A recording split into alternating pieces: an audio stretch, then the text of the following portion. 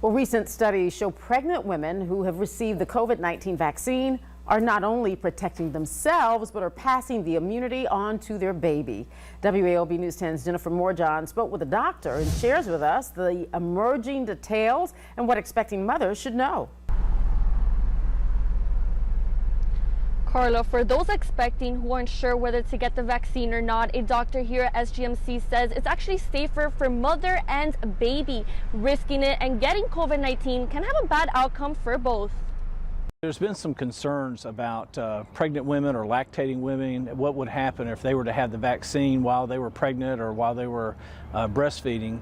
And there was a recent study that came out just here within the past week or so that they had about 131 total participants. There was 84 of those that were actually pregnant, and there was about another 31 or so that were lactating. And of those, what they know is that those who had received the vaccine, they did pass antibodies from the coronavirus through the breast milk to their babies, or they were able to pass it through the umbilical cord to their babies. Chief Medical Officer Dr. Dawson tells me the studies showed no evidence of any harmful effects to the child. He says there are more dangers for those expecting if they don't get the vaccine and contract COVID-19. The coronavirus itself is very dangerous to pregnant women because if they become severely ill, if they develop a COVID pneumonia, if they they have a low blood pressure, they can have a complication during their pregnancy. And we've even seen that here in our organization where a young lady had developed COVID-19 and she ended up having a miscarriage as related to that. So Dr. Dawson says it can affect the uterus as well with lack of oxygen flow to the baby. This month, the first case in the U.S. of a newborn with detectable antibodies found in cord blood was reported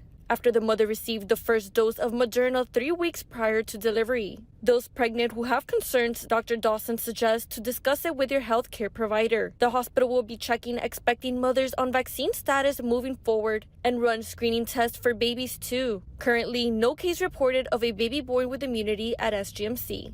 But I think that the immediate threat is here, and we do have to be mindful of that.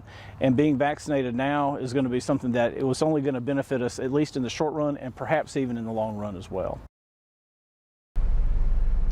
To learn more about the vaccines and its data on expecting mothers, you can check out our website, WALB.com. In Valdosta, Jennifer Morejon, WALB News 10.